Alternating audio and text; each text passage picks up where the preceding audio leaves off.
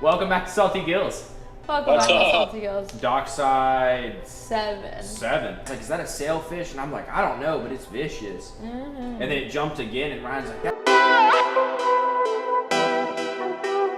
We're trying something new here with Ryan on the screen. Ryan has life. He's back in San Antonio right now, and we are sitting at Bluffs Bay Marina. Yep. This episode is brought to you by Bluffs Bay Marina, your all-in-one, full-service marina. Guys, we came off a weird couple weeks, and then just trying to get back into a groove. Yep. It's been a weird month. Yeah, it hit a really big sword one trip, then we couldn't fish, then hit no fishing at all, and then went straight back into fishing, and ended up having a really good trip. Yeah, and on that trip we were actually planning on releasing all 3 of the swordfish. We were just going out there for sport. And ended up taking 2 home because they got belly hooked. Yeah. They were gut hooked, so. I don't know, I think it's important to note, I mean, that first trip, we finally got to start trolling again. Yeah. Or got to troll, but actually had some success on the troll. Yeah, we did. We caught a giant mahi. That's the biggest mahi I've ever seen in my life. Yeah. Well, giant for Texas. Giant for Texas. Okay, well. I mean, I think it's important to note, I mean, me and Ryan kind of just went through the water, and, I mean, what did we see? I mean, to me, it wasn't a whole lot. It was just the only glimmer of hope.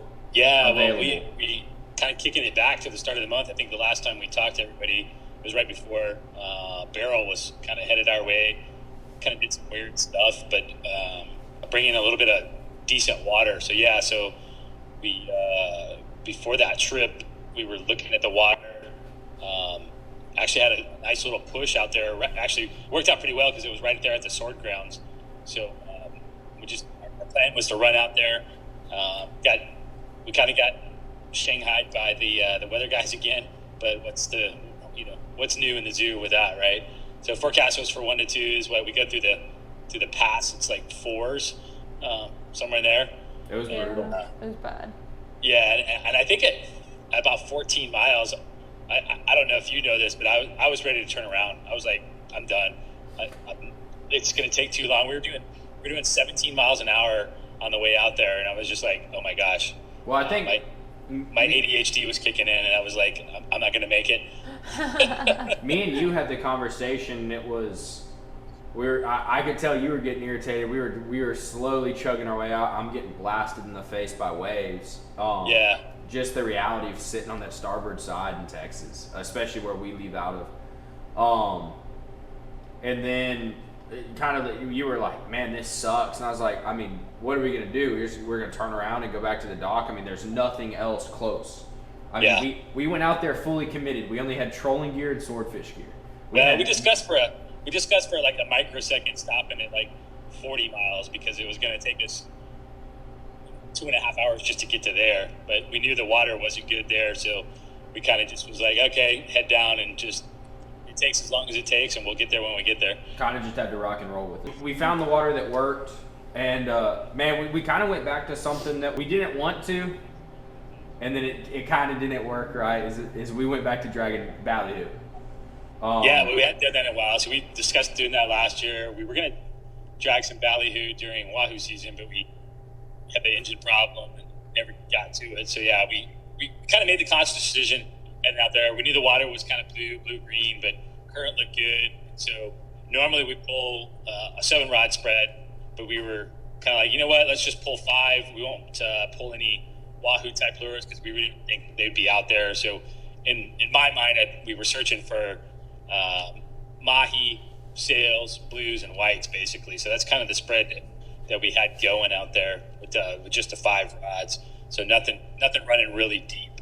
And I think the biggest thing to note too, and I actually looked through the drone footage. I'm not sure if we put any of that in there, but we have some really good drone footage of how we position the who to our shorts to the bird. And what was crazy for me to see was sometimes we don't have a tower on the boat. So sometimes when we set lures, you can kind of see them, you kind of can't. Like, I'm setting the ballyhoo right where I can't see them. You're kind of setting the shorts on the third wave, but you're really not sure if it's the third wave. And to see how accurately we set that spread every time, and then to have the mahi hit a lure. The tried and true fathom. Me and Ryan joked about it the rest of the day. And just to go through the work, to rig the ballyhoo, to deal with the sneaky ballyhoo, and then at the end of it all, it's like, dang, he hit that lure that we dragged 100 times, and they haven't hit it the last 6 trips. He hit the black bart, the pink black bart on the side that the pink ballyhoo was out. So I think we talked about that while we were out there. Like, maybe did he see the ballyhoo, and then that piqued his interest or something, and he came in and got the other ones. Who knows? Yeah, the ballyhoo to lure toss up. I mean, I was a firm believer. When from the time Ryan's met me and we fished together and everything, I was a firm believer in you run the lures. Mm-hmm. If you have good lures, the lures work correctly. They swim in the right spot. You set them correctly in the correct spot in the spread. Every lure has a purpose, whether it's a bullet, whether it's a chugger head, whether it's a slant head, a wobble head. There's so many different acrylic heads out there that I was such a firm believer in it. And then the trolling's been so bad. It's like, okay, well, we're gonna go back to dragging ballyhoo, and then now you're in this toss-up. Well, did that mahi come in because of the ballyhoo and decide to eat the lure? I mean, it's just like anything. I mean, you question yourself, you try something different, and it works for some people, but it's never really worked for you, and now you're trying to do that, and you're just sitting there scratching your heads going, was this worth it? Are we going to do it again? I mean, the next trip we did it again. But are we going to do it again this year? I don't know. I mean, maybe Ryan wants to, but he's not the one rigging the ballyhoo and rigging the squid. So, I mean... I'm 50-50. I don't know. We've shared so much success, though, dragging lures. Yeah, well, we had, not last year, but the year before. Was it last year or the year before? I think it was 2 years ago. Went out there and caught like 20-something mahi. We're just all over them. And it was all lure fishing. Yeah, and a lot of those on the bird, too, with the cedar plug. So... Yeah. I mean, I made Ryan a firm believer in green, but I think it comes back to something that you can translate it whether you're in the bay or offshore, and it's something that's not touched on that common is that the distinctiveness between predatory fish and the way that they all favor, the way that they all act. And predatory fish are predatory fish. And yeah, some of them could be really picky, and yeah, some of them, they might shy away from that one lure. It's not the color they want.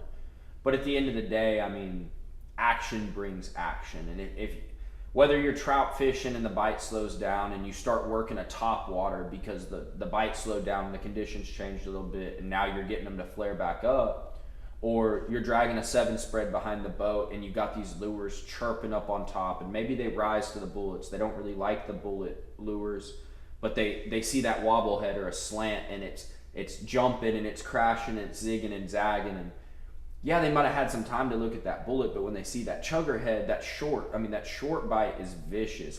Ryan, correct me if I'm wrong, it seems like those short hits are so much more vicious than a long hit. I agree. Yeah, because it's like you talked about, you get that chugger, slant, cup head, whatever, and it's got more action, so it looks like something that's trying to get away from them, so they get more interested in it and just try to smash it. So yeah, I agree with that. Yeah, because I mean, in my experience, no matter how big of a fish it is, I mean, if you put a 500-pound marlin next to a 500-pound marlin take, when they eat a bullet in the long position, it's like this creep. Like you hear the clicker, it's going click, click, click, click, click, click, click, but they haven't really like turned on it.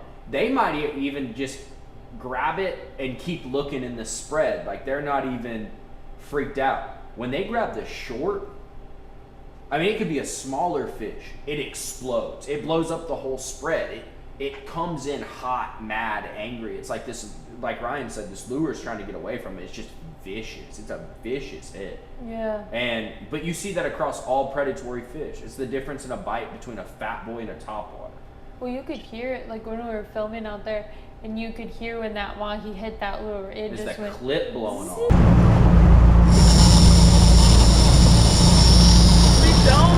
But that was a funny point in that video too, because we were all like, "What is that noise?" It's Yeah, been so we long. hadn't got a fish on It's the been so long troll since in we heard so the clicker long. go off.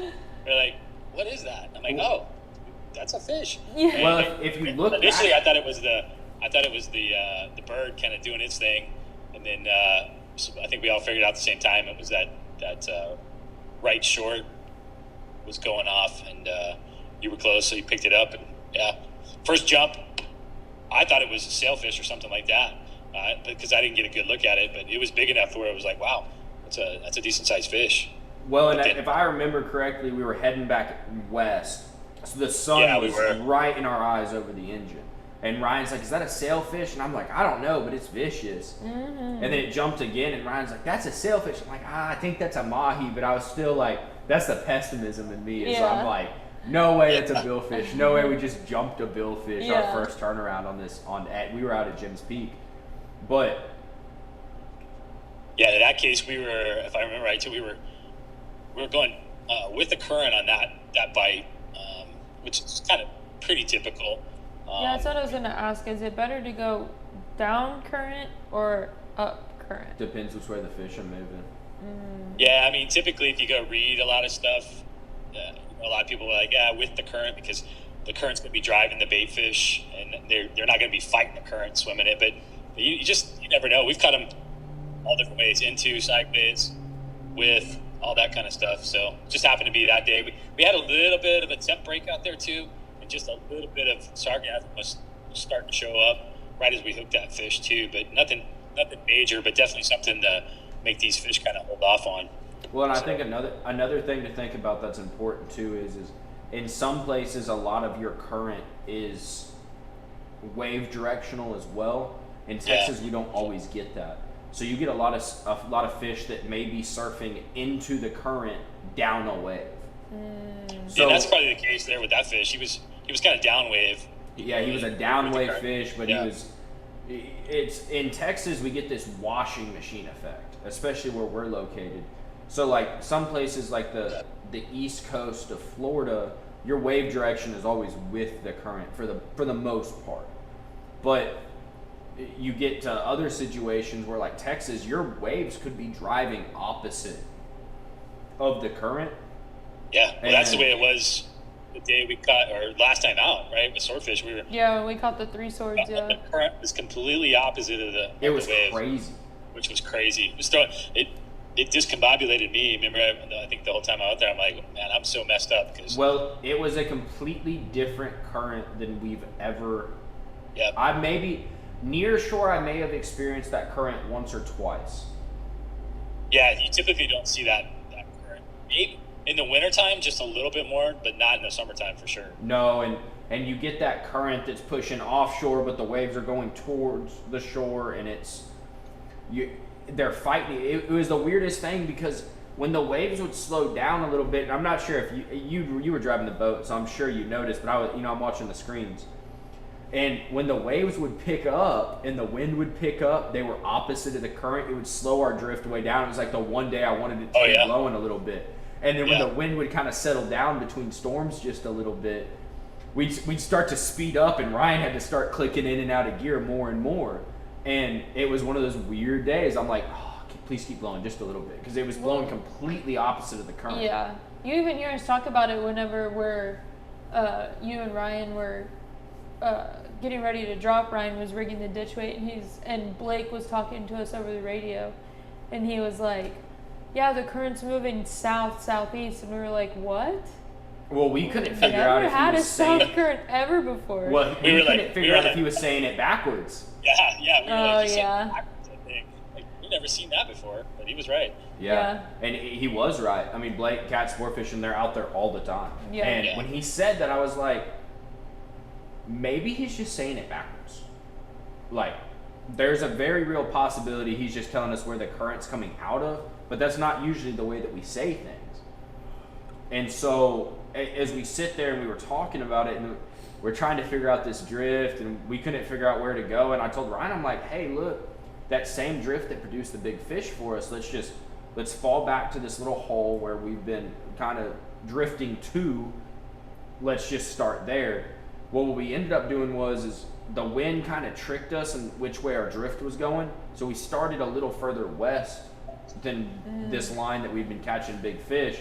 The next 2 fish that got bigger, we went back to that same line that we had started to trust, where those bigger fish are lying, and it worked out really well because we got fooled. Yeah. We got fooled out the gate by the thing that messed me up the most, and I'm not sure, it wasn't the current to me. I like to see where the sun is. And if y'all look back on that video, and I know we all remember, there was lightning and thunderstorms all around us. Ryan's talking about the current was messing him up. I couldn't see the sun. Yeah. That was messing me up. Yeah. Yeah, I think that I agree with that, because normally, like you said, you get your bearings sort of from where the sun is, and we had no sun. We were staring at big water spouts and lightning and everything, and trying to keep track of where all that was coming from. And that didn't help us out either, because in the morning it was moving from south to north. We got kind of used to that, and then all of a sudden in the afternoon we decided to move from north to south. So it's one of those days that messes with your mind out there. What is like I would say safety protocol, but I don't know that we have a safety protocol for the lightning and the storm. I had a great safety protocol. Stay Don't get stuck. You stay next to the really big boats because they're taller than us. Kaylee's worried about lightning rods. There's sport fishing boats driving all around us with outriggers and antennas that are 5 times taller than us. Well, I think we were fine. Back it up to the start of that trip, right? So this was our second trip of the month, going out where we hang the 3 swordfish. But we get there in the morning. We're looking at the radar. We've just got some popcorn showers, just to the south of Packery there. They're not stringing together or anything like that. So we're feeling pretty good. Like, hey, we'll be able to pick our way around these. We got our phones for the first 15 miles, and then we got offshore radar from Sirius. So, feeling pretty good about that. And then as we start getting through the pass over there, it's, storms start to go through a metamorphosis there and join up. So we start going out the pass there and staring at just some monster lightning bolts. I mean, some big old lightning bolts I've seen in a while. And so Kaylee's in the back there. I think having a panic attack because I hate storms. Kaylee doesn't like lightning, folks, so she was a little worried about that. But ultimately, those storms kind of merged, and we're watching it happen, and we're like, we were about 2 miles, almost 3 miles out. We're turning around. We were underneath the lightning.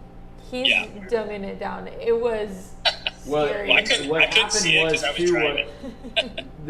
What happened there too is we were watching the radar the whole time, and then they have to update, and so we're watching this. And me and Ryan are sitting up there looking at these screens, and all of a sudden, like everything, our whole line the whole way out, because we have autopilot on, the whole line the whole way out just lights up with lightning. And we're like... Yeah, so we, at that point, about 2-3 miles out, we made the call, turned back around, we kind of ran back in the jetty before it got too bad. And then just for a little extra safety, I basically... hid underneath the bridge there at Packery, just kind of motored into the current, and we kind of hid out and made sure stay out of the rain, stay out of any lightning. And then it kind of just passed offshore, so we were looking at it and basically decided to just tie up at the Packery dock there and kind of wait, because our line out to Gems was just clobbered. So but we hung out there, I don't know, an hour and a half. Yeah, we were under the bridge for a good minute, and I think the dog started going stir crazy. Our mascot, looking. Yeah. And we were like, let's go let the dog run. Ryan had been bumping the boat in and out for 30, 40 minutes at that point. I'm like, dude, just go tie up. I mean. Yeah. Well, we were trying to stay out of the rain, and the rain didn't materialize as much, so that was good. We got to tie up, save some stuff. Yeah, except for We hit a big rain cloud on the way out of Packery, and then we hit it on the way back. Well, then Packery. even trying to play it safe. Let's be honest. I mean, if we had had more weekends to fish, we probably wouldn't have been going out. Yeah. Yeah, as a tweener, but I agree with you. We were pushing a little more because we hadn't been out. Yeah, we hadn't been out that one time. I think on top of pushing it too. I mean, like, know what you can do, what you can handle, because there was even a point in time where we're running at one speed. Then I went in the back and slept on a beanbag for a little bit. I woke up. I could hear the engine start to ramp up. I kind of like perked up. I'm like, oh, here we go. Then I get up and Ryan's like, we're running from that lightning, and I'm like, well, there's lightning in front of us. He goes, yeah, we're trying to get past both of them, and I'm like, okay. Like, we're already so far off at this point. I think we were at 50, 60 miles. I'm like, somewhere. Yeah, we were about 40 miles at that point, so we were committed. Yeah. Yeah, Mom, Dad, we were being safe. Yeah, we were committed. I mean, we were Well, out there, and I think we even joked about you can't turn around now because there was literally a massive rainstorm behind us with lightning that was like almost chasing us down, and I'm like, yeah, we're going out. Yeah. But I felt okay because we always talk about having an out. So our out was going to be basically we're just going to have to jog south and let that thing. At that time, they were going south to north, so it would have just added time. But the seas laid down enough for us. We were able to get a little more speed on it.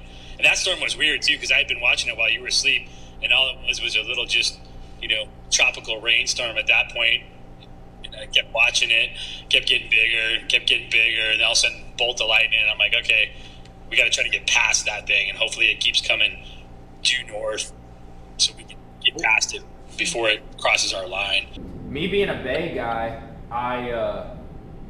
it's funny because in the bay you only have so many outs, because you're constricted by land. So you have this far of an out and this far of an out, and you can outrun storms, but sometimes you're just holed up in a cabin. It's funny being in the ocean because it's like, okay, I have a north, south, east, or west out. Like, there's no land constriction, and then usually if you're looking for an out offshore, the land constriction is good. Like, let's go that way. Yeah. So as we run around out there, and as you think about, well, I'm in a big scary ocean with all these storms, it's like I kind of have more outs than I do being inshore. Hey, look, if a storm pops up when you're running away from the port, well, you can't go that way, but you can't go east or west either where we fish. Or if this storm pops up this way, like, hey, I can only go this way. Or if it U's you in, you're only going this way. And if it surrounds you, you're screwed. It's another reason why we have our Garmin inReaches, why we wear our extra tough boots. Yeah, Yeah, it's just you talked about, Katie, part of our preparation, and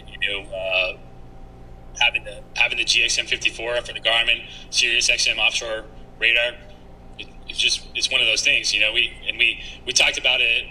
The box was out there for that one weekend we went fishing, but we didn't have any worry. But I'm like, man, as the summer goes on, we got to definitely get that fixed before we go out there, because just having that is a big deal. And we helped out some other boats that same day that were out. They came out later at Jim's, but they didn't have any radar or anything like that to see the storm, see what they're doing. So every time a storm would pop up, somebody would ask us on the radio, hey, what's that storm looking like over there? Yeah, so we did the Good Samaritan thing and kind of gave them an idea of what was going to happen and where it was. Well, and I think it's important to mention too, and I'm not even sure how many people know this, but that Garmin inReach does provide weather as well. It does too, yeah. You're not going to get so if you don't have Sirius, and I used to utilize it all the time on the smaller boat because we don't have Sirius, is that you can utilize that Garmin weather to know wind conditions are changing.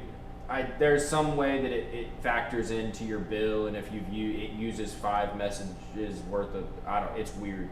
But utilizing that Garmin inReach at the same time, hey, if you don't have a big boat, hey, if you don't run Sirius XM all the time, hey, if you don't want to pay for weather updates all the time, you can use that Garmin inReach. There's multiple ways that they bill you. I think on my plan it's actually free because I pay for unlimited everything on mine. Mm-hmm. But it's important to know there's services that you don't have to have an antenna on top of your boat. Right, true. And I guess some of those guys, either they don't know that their devices are capable of that or anything else, but I use it in the bay. hey, if conditions start changing in the bay, I mean, sometimes storms happen, and you want to know where those storms are going to hit. Hey, if that storm is moving north to south, I'm all right, but if it's east to west, it's a different story. And you know, sometimes you do have service. Mm-hmm. But when you start fishing down towards the land cut, down towards Bath and Port Mansfield, the valley, you don't have service all the time. Yeah. Another thing Garmin inReach comes in handy for is before we leave in the mornings to go offshore, we always text. I text my dad our float plan. I think Christy has an idea too. Ryan texts Christy a float plan, just kind of saying where we're headed, where we're planning to be all day, and what time we should be back in by. And if you don't hear from us by this time, call Coast Guard, call someone. So the weekend where we caught our biggest swordfish that we've ever caught, We were supposed to be back early. we were supposed to be back. We talk about it in the video. We were supposed to be lines in by 3, heading home at 3:30, and we hooked up to that massive swordfish at 2:30, 2:18. 2:18. Yeah. Yep. And so didn't get him in until 4-ish. Yeah, it was a little past 4. It was about a 2-hour fight. Yeah. And I think by the time we got him in the boat, it was 5. I had texted my dad that day that we were going to be in by 7:30, and we had got to the Packery at around 7. So I think here's the important part as we talk about float plans, and I don't necessarily. Ryan stays in touch with Christy pretty well on the inReach. I try to stay off my phone for the most part while I'm out there, unless we're texting other fishing buddies. But my deal with the float plan is that I really want to be realistic in our timelines. So you want to give yourself a buffer because you don't want to freak people out for no reason. Because if you freak them out every time you go out, then it's not important to them that you're 30 minutes or an hour late. yeah, it's like the boy who cried wolf. But to me, it's like, okay, realistically, we should be home at, that day we were going to be home by 5:30. Right. So I added 2 hours because let's be honest, the sea conditions change. If something else changes, it might take you a little longer to get home. Hey, 5:30 is the time that we want to be home, but we'll probably be home at 6:30. Right. 6. And then if we're not back by 7:30 and you haven't heard from us, hey, something probably went wrong because we were going to stick to this plan pretty hard. Same thing when we went out when we caught the 3 swordfish. Hey, we're going to be back at 9. That's the time I set. We knew we were going to be back later in the day, probably 7:30 or 8, but 9 was the point where like, hey, somebody probably needs to try to get in touch with us. They have our inReach numbers, they have our cell phone numbers. Hey, probably make sure. Now that trip we made it back no problem, but that big swordfish trip, your dad called me. He's like, hey, are y'all good? Luckily, we had just broken service.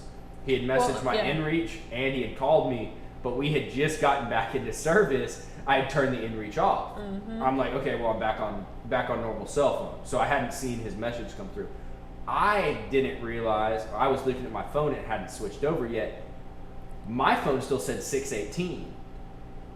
Texas time, non-maritime time. Yeah, so important note there. Remind everybody, daylight savings time stops at 12 nautical miles, right? So if you don't know that, now you do. So you'll actually go back to a normal time once you pass 12 nautical miles, and it kind of throws some things off if you're not playing with it. In wintertime, you don't have to worry about that. The time is the time, but as soon as we switch over to daylight savings time, you got to start. There's an hour difference from the port you're in when you're out in the Gulf. So take that into consideration. It's important to remember because if you leave your spot at 5:30, you actually left your spot at 6:30. Exactly. Yeah. So there's that comes into play on the Garmin will automatically switch because it's like, okay, you're more than 12 miles off. The actual time zone here is this time zone. So because it's made for more nautical navigation and things like that. But your watch is always right. It's not going to change. But I always check the time on my phone. So I actually have it turned off on my watch. Oh, there you go. So my watch won't change unless I tell it to change. but my phone and all of our Garmin devices change automatically, so it always throws me off. That's why I always have my watch on my wrist. I always know the real. Yeah, if I wear my Apple Watch out there, I always check my. Well, it's the same thing, right? As we plan to leave at 3:30, that means we're actually leaving at 4:30. Right, exactly.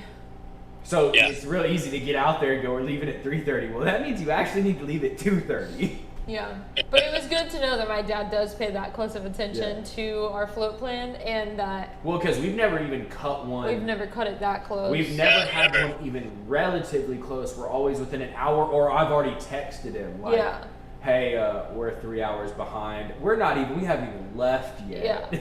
Like, Ryan will see me pick up my phone, and I'm like, yeah, I gotta let people know that we're not gonna be back for like 3 or 4 hours. He'll start laughing. He's like, yeah, we got a minute.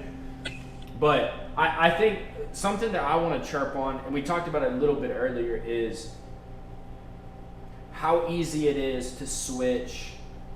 So I grew up on the river. You didn't grow up doing a whole lot of fishing. Ryan grew up doing a lot of different stuff in the valley, probably chasing gar or trout. Yeah, lake fishing and some bait fishing. Yeah. Just normal stuff that you can walk to, at least for Ryan. For me, it was a lot of kayaks, coming down here a little bit. And the biggest thing that I always saw, and the reason I think no one will ever truly understand fish, but if you truly understand how predators work, I think it's super important and super easy to key into how fish react to things. And we talked about it earlier, predatory fish. No matter where you're at, the colors might change. I mean, Ryan's gotten lucky enough to fish all over the place. I've been lucky enough to fish all over the place. Is that the prime example is struggling live bait. Struggling live bait, no matter where you're at in the world, if you go catch a fish that's smaller and you put it on a hook and make it struggle, you're gonna catch something's gonna bite that, Like, without a doubt, it doesn't matter what. If you want to find out where a predatory fish is, if you're in the right spot near structure or a current or a point, and you catch a smaller fish and put it on a hook, you will catch a larger predatory fish if you're focusing on the correct zones. And the same thing applies to lure fishing. Predatory fish in themselves are all the same, no matter where you're at, right, Ryan? I mean, yeah, agree. You're looking for a reaction. You're looking for something that makes their brain click. You're looking for that, what makes them itch, even if they're not really hungry. I mean, we catch trout with full bellies all the time. You catch swordfish with full bellies all the time. Mahi are never full for some. I've never caught a full mahi. Have you? No. We've caught mahi with but they're not full. Fish in their mouths. Like, we caught that mahi with a little baby. But they eat mahi all the time now. But they're not full. No, mahi are the only fish I've never caught and been like, damn, like, I've caught wahoo, and I'm like, how did that fish eat? I've never caught a mahi and been like, I can't believe that fish ate. I'm like, damn, the poor little thing was starving. They must process food so quick. I was going to say they have an uber metabolism. They grow so fast too, so it kind of makes sense. It has to be something. I've never caught a full mahi. But I almost take pride in the fact, like, when I catch a trout, and people catch full trout all the time, but for me, it's like, man, if I trick a trophy trout that has a fish hanging out of its stomach, I'm like, damn, I worked that lure so well, he couldn't pass it up. Yeah. But that lure looked so good to him, he couldn't pass it up. I think the same thing, if you see a marlin throw up a 7-pound tuna out of its stomach. I mean, a smaller, like, let's say you catch a 250-pound marlin, it throws up 2 7-pound tunas. That fish was full. You did something just right to piss that fish off. Yeah. Same thing with a wahoo. It's like, damn, I'm throwing the right lure. That wahoo is absolutely full. I mean, stuffed to the brim when you clean them. You're like, how are you going to eat this lure? But working predatory fish, to me, there's an art to it, because you're tricking a fish, whether it was hungry or not, into thinking it was hungry again, or I'm just going to kill this. Right. Especially when it comes to lures. I mean, you're tricking the way their brain is wired to react to something they shouldn't even be reacting to. They should be asleep. They're full. sometimes I think, did you take them off enough? Because I know growing up bass fishing, and you saw this probably fishing in the Guadalupe and things like that, when you can see them, you throw a crankbait or a lure out there, and they'll watch it go by. You're like, okay, I'll just throw it again. Watch it go by again, and you just keep pestering them. Finally, they're like, man, I'm tired of this thing, and they'll take it. So sometimes I wonder if that's the same thing happening, offshore or whatever too. I was like, I'm mad at this thing. I'm just gonna get it out of here. Yeah, you almost wonder like how many times we passed that mahi before it was finally like, oh, okay. Yeah, totally. I always think that. Or the swordfish. Yeah. That now that like we know that we tease them a little bit, it's like we catch these swordfish that are stuffed full. Mm-hmm. I mean, that one that Casey caught, it had like a 1.5 2 foot squid in it. Yeah, huge. Well, the one we caught, that big swordfish we caught, it had all those little, whatever those little redfish are. They look like little mini snapper, but I know they're not. Well, I wonder with the swordfish. They had eels, they had squid, they had everything. I think this is a good point to kind of segue into that whole discussion we had with that fish. We kind of wonder if it was almost the same, because we lost a nice fish before we caught that one. Yep. So we had a discussion amongst ourselves of, hey, I wonder if that was the same fish. Well, and I was telling Cole that whenever I squeezed his belly out, at the top of his stomach was the legs of a squid. And the previous bait that he had bit, and the lure came off, or we pulled the hook on him. What happened with that one? I think we pulled the hook. Yeah, and it didn't have any legs left on we got him on the bait, and he had little legs all on the top of his belly.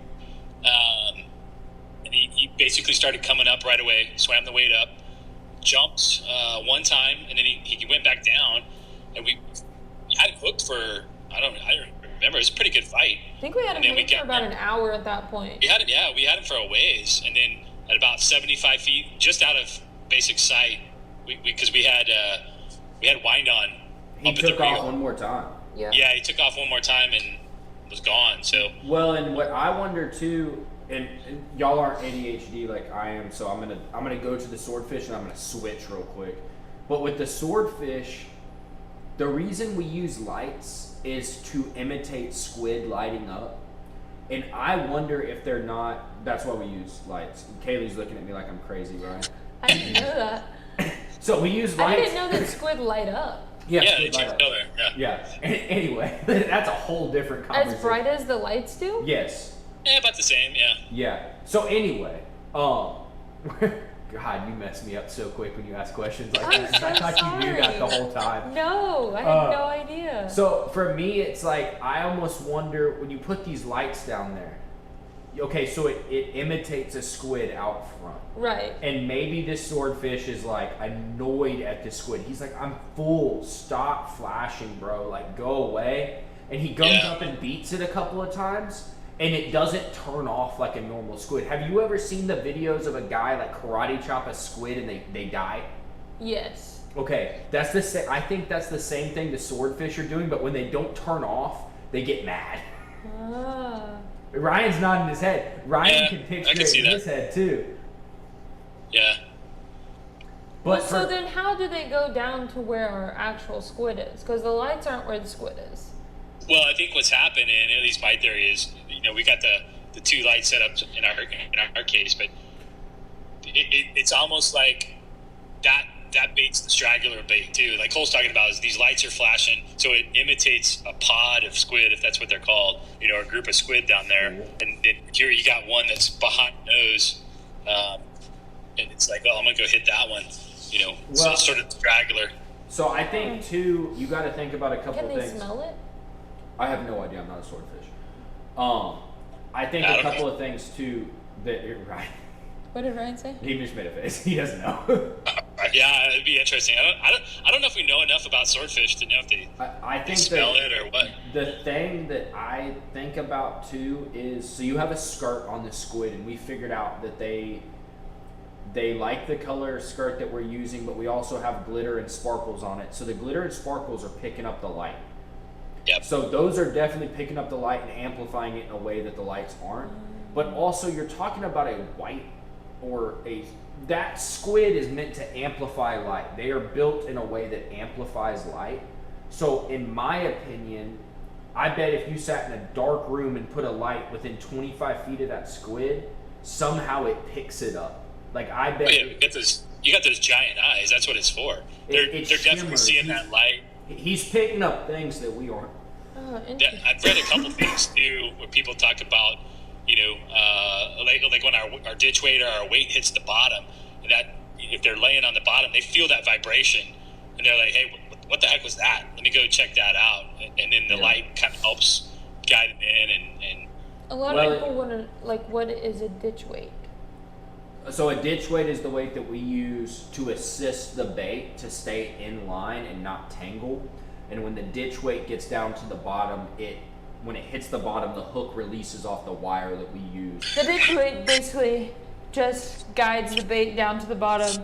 It releases. The hook, we hook it on by a piece of wire off the hook once the ditch weight hits the bottom.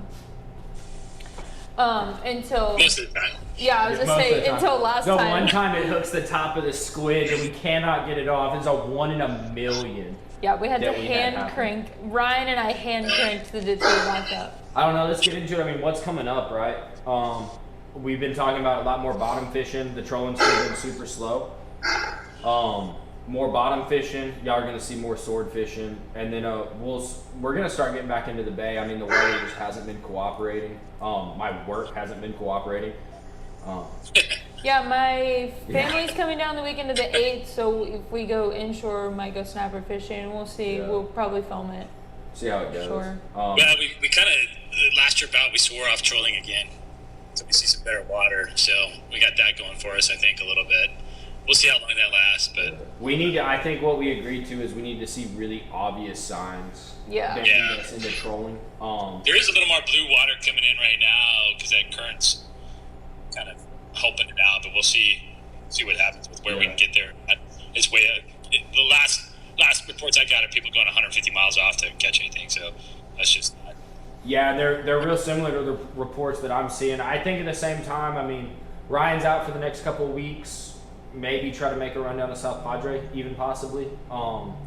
Just really need to start having good weather windows to really be able to do anything. To really dive into what this area has to offer, and to explore other parts of the coast. You just need consistent weather windows. We have another tropical storm that has a chance of developing, and we just need to keep rolling with what we have.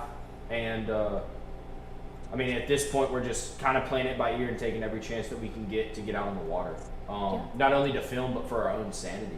Yeah. So as we keep diving in, we're only a month or two away from early teal season. It's kind of a time of the year where the trout fishing kind of slows down. They're in a transition period. They haven't put weight on yet. Maybe y'all will start seeing some of that again too. So yeah, and this will be Laguna's first duck hunt of the year. We'll probably do some duck hunting too. I don't know. Comment down below if y'all want to see that. We might just film it just because it's fun. Yeah, it is a lot of fun. It's so much fun to watch Kaylee miss. I hit a bird my last time, and then it came back alive. Every time Kaylee shoots, it's like $3 out of my pocket. Sometimes I close my eyes. I have to start a Patreon for Kaylee's shell count. I don't know, guys. Yeah, but if you want to see what we're up to, what we're doing, go follow us on Instagram. It'll be here. Our Facebook is over here. But we have some really big things that could be in the works as far as hats and apparel. Just trying to get everything right and really provide y'all with something that's, if y'all are paying for it, we really want it to be quality, something that we stand behind and something that we trust. As far as just giving things out, it's things that we're experimenting with. Yeah, absolutely. But to keep moving forward with that, just to keep bringing everyone together, repping the same gear, repping quality gear, whether it has our brand on it or not, it's all quality gear that we wear every single time we go out. Mm-hmm. We wear it day to day. I wear it to work, on the boat, just all the time. So to keep moving forward with that, just to keep growing as one, and to keep sharing our experiences, what we do, how we do it, whether it's right or wrong. And there's a million ways to do things, guys. There really is. Yeah, maybe next time there's a new electric reel coming out by Penn. we're trying to be maybe some of the first people to get that and test that out for you guys. But we'll see how that pans out. We may go back to the old Tanacoms. We don't know. So we're trying to see which one's going to give us the best option out there. I think we're rocking and rolling in the right direction. We're just going to slowly continue to grow and show y'all how it really can develop. We don't have thousands and thousands of dollars to throw at this. So to really step back and really try to make the right moves and moving forward with our fishing game and how we approach things and how we develop as anglers, I think y'all will start to see that a whole lot. Yeah. We appreciate every single one of you watching. We appreciate all of your support. Guys, we love seeing you out on the water. Love seeing you around town. Like, subscribe, comment down below, show us some love, tell us what kind of hat you would want, tell us anything you want. Yeah. Guys, see you on the water. Saltygillz. Come get some.